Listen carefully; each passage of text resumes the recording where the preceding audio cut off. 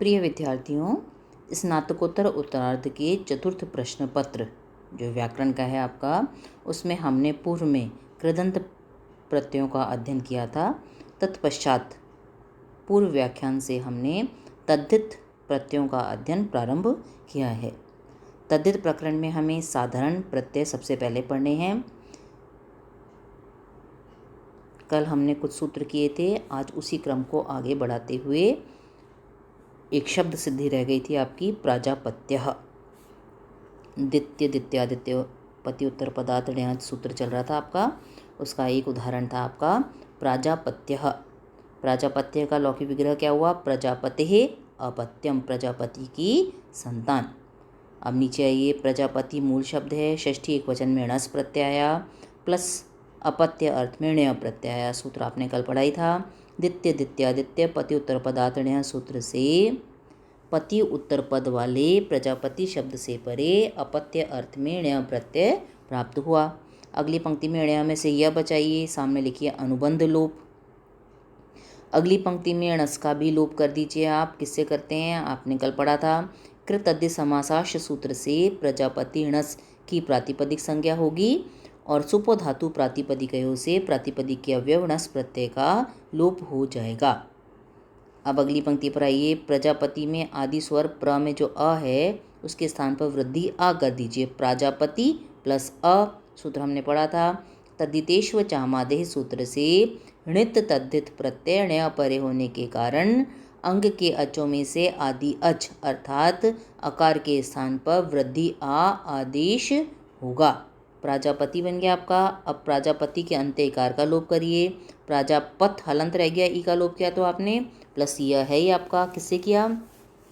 यचि भम सूत्र से प्राजापति की भ संज्ञा होगी और यस्यति च सूत्र से भ संज्ञक प्राजापति के अंत्य इकार का लोप हो जाएगा। मिलाइए अगली पंक्ति में, प्राजापत्य बन गया, इसके सामने कुछ नहीं लिखना, हमने कोई नया काम नहीं किया।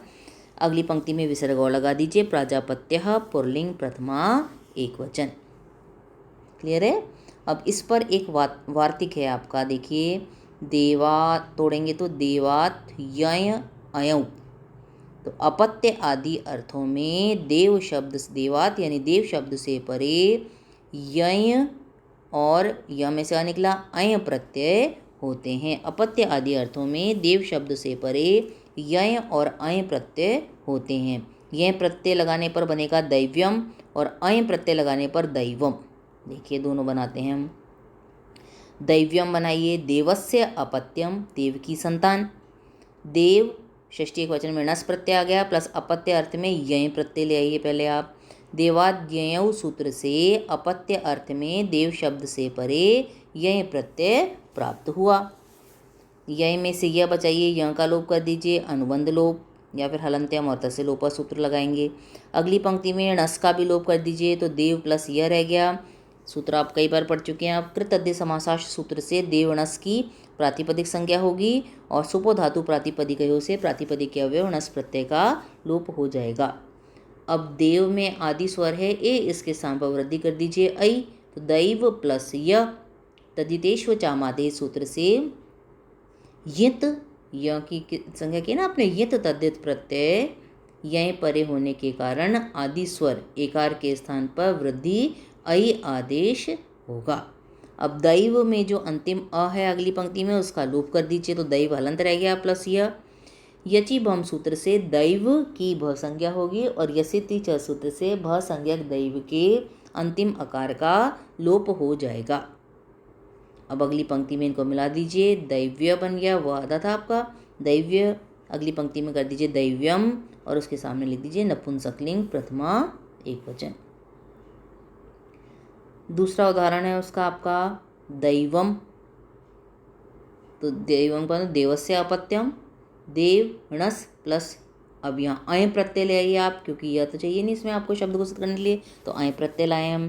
देवाद्ययौ सूत्र से देव शब्द से परे अपत्य अर्थ में अय प्रत्यय प्राप्त हुआ। अय में से अ बचा, अनुबंध लोप, यह का लोप कर दिया आपने। अगली पंक्ति में णस का भी लोप कर दीजिए, कृत अद्य समासाश्च और सुपो धातु प्रातिपदिकयोः सूत्र से।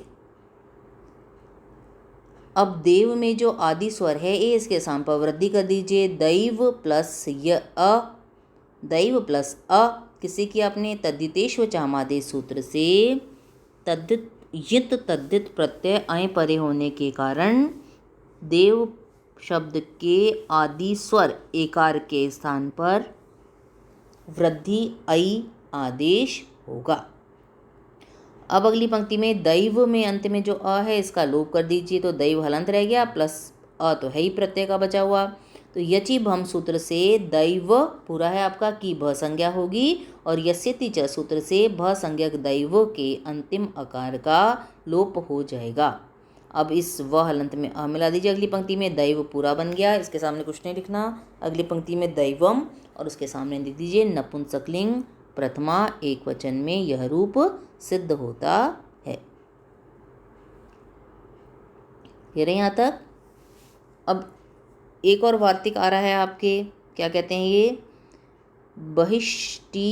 बहिषष्टि लोपः यञ्च, तोड़ेंगे तो बहिषः टी लोपः यञ च।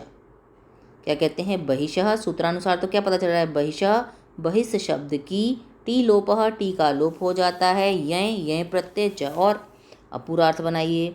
प्राग दिव्यतीय अर्थों में यानी अपत्य भव आदि अर्थों में बहिष शब्द से परे यय प्रत्यय होता है, और च यानी और बहिष शब्द की टी अर्थात टी किसे कहते हैं अपन, अचो अंत्यादि टी अंतिम स्वर, और उसके बाद में जितने भी हलंत व्यंजन आते हैं उन सब की टी संज्ञा होती है।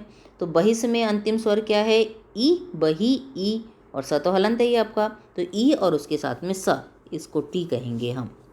तो प्राग दिव्यतीय अर्थों में बहिष शब्द से परे यय प्रत्यय होता है, और बहिष शब्द की टी अर्थात इसका भी लोप हो जाता है। उदाहरण उदाहरण बनाइए। बाह्य, आप कहते हैं ना आंतरिक और बाह्य, है ना, भीतरी और बाहरी। तो बाह्य शब्द कैसे बनता है उसको देखिए आप। बाह्य यानी बाहर जो होता है, तो अर्थ क्या हो गया इसका, बहिर्भवः बाहर होने वाला।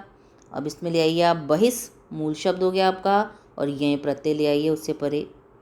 तो बहिषष्टि लोपः यय च सूत्र से भव होना, है ना, भव अर्थ में बहिष शब्द से परे यय प्रत्यय होगा। टी का लोप हम बाद में करते हैं ना। तो अब यय प्रत्यय कर दिया। अगली पंक्ति में य का लोप कर दीजिए, केवल य बच गया। सामने दे दीजिए अनुबंध लोप, या फिर हलंत्यम सूत्र से अंतिम यकार की संज्ञा और तस्य लोपस उसका लोप हो गया, जो भी लिखना चाहें आप। अब अगली पंक्ति में टी का लोप कर दीजिए, तो ब ह हलंत रह गया, इसका आपने लोप कर दिया, यह है ही ऐसे का ऐसा। वापस ये दीजिए बहिषष्टि लोपः यय च वार्तिक से बहिष शब्द की टी अर्थात इसका भी लोप हो जाएगा। क्लियर है यहाँ तक। अब अगली पंक्ति में आदि वृद्धि कर दीजिए। आदि स्वर है आपका ब में विद्यमान अ, तो इसको वृद्धि किया आपने आ, तो बाह प्लस य, और सामने दे दीजिए तद्धितेश्व चामादेह सूत्र से यित तद्धित प्रत्यय यय परे होने के कारण आदि स्वर अकार के स्थान पर वृद्धि आ आदेश होगा। अब मिलाइए, बाह्य बन गया। अगली पंक्ति में बाह्य विसर्ग लगा दीजिए, पुल्लिंग प्रथमा एक वचन में यह रूप सिद्ध होता है। अब एक और वार्तिक है आपका ईकक च, ईकक भी होता है, तो वही लेंगे अपन जो अपन ने जस्ट पहले वाला, बिल्कुल पहले वाला जो वार्तिक पढ़ा था, बहिषष्टि लोपः यय च, तो यय च की जगह हो जाएगा ईकक च। तो अभी क्या कहता है, बहिष शब्द से परे प्राग दिव्यतीय अर्थों में यय की जगह क्या कर देंगे, बस अपन ईकक प्रत्यय भी होता है, और बहिष की टी अर्थात इसका भी लोप हो जाता है। उदाहरण बनाइए आप इसका, बाहिकः, है ना, बाह्य वाले अर्थ में आ रहा है ये भी। तो बहिर्भवः बाहर होने वाला, की ओर होने वाला जो है। तो अब बहिष मूल शब्द हो गया, यय की जगह आप कौन सा प्रत्यय लाए, यहाँ पर ईकक प्रत्यय लाए आप। सामने सूत्र वार्तिक लिखा आपने, ईकक च वार्तिक से बहिष शब्द से परे भव यानी होना अर्थ में ईकक प्रत्यय प्राप्त हुआ। ईकक में से अंतिम का लोप कर दीजिए, तो ईक रह गया आपका। अनुबंध लोप, या फिर हलंत्यम सूत्र से अंतिम ककार की संज्ञा और तस्य लोप से उसका लोप कर दिया आपने। अब अगली पंक्ति में बहिष की टी अर्थात इसका लोप करिए तो ब ह हलंत रह गया प्लस ईक, ईकक च वार्तिक से ही बहिष शब्द की टी अर्थात इसका लोप हो जाएगा। क्लियर है। अगली पंक्ति में बह में जो आदि स्वर है अ उसके स्थान पर वृद्धि कर दीजिए आप, तो बाह हलंत है आपका प्लस ईक। अब देखिए मैंने आपको पहली कक्षा में कल बताया था कि आदि वृद्धि करने के हमारे पास दो मुख्य सूत्र हैं। एक तो तद्धितेष्व चामादेह जो क्या करता है, यदि सामने यित या णित तद्धित प्रत्यय विद्यमान है तो आदि स्वर के स्थान पर वृद्धि करेंगे। लेकिन ईकक में हमने न तो य है हमारा न है, तो हमने क्या करा, क है यहाँ पर, तो क अगर होगा कित होगा तो एक हमें नया सूत्र प्राप्त होता है कितिच। अर्थ बिल्कुल वही है, बस यित और णित की जगह हो जाएगा कित। तो कित तद्धित प्रत्यय परे होने पर अंग के अचों में से आदि अच के स्थान पर वृद्धि आदेश होता है। तो यहाँ इसका अर्थ जो करना है वो लागू वो करते हैं। तो किति च सूत्र से कित तद्धित प्रत्यय ईकक परे होने के कारण आदि अच अकार के स्थान पर वृद्धि आ आदेश होगा। क्लियर है। अब मिला दीजिए, बा ह में ई मिल गया, ही क है ये आपका पूरा बाहिक, इसके सामने कुछ नहीं लिखना। अगली पंक्ति में कर दीजिए बाहिकः और उसके सामने लिख दीजिए पुल्लिंग प्रथमा एकवचन में यह रूप सिद्ध होता है ना। तो आपने इस सूत्र पर द्वितीय द्वितीय आदित्य पति उत्तर पदार्थण्य सूत्र पर आपने कितने वार्तिक पढ़ लिए। एक तो पढ़ा आपने देवात्ययौ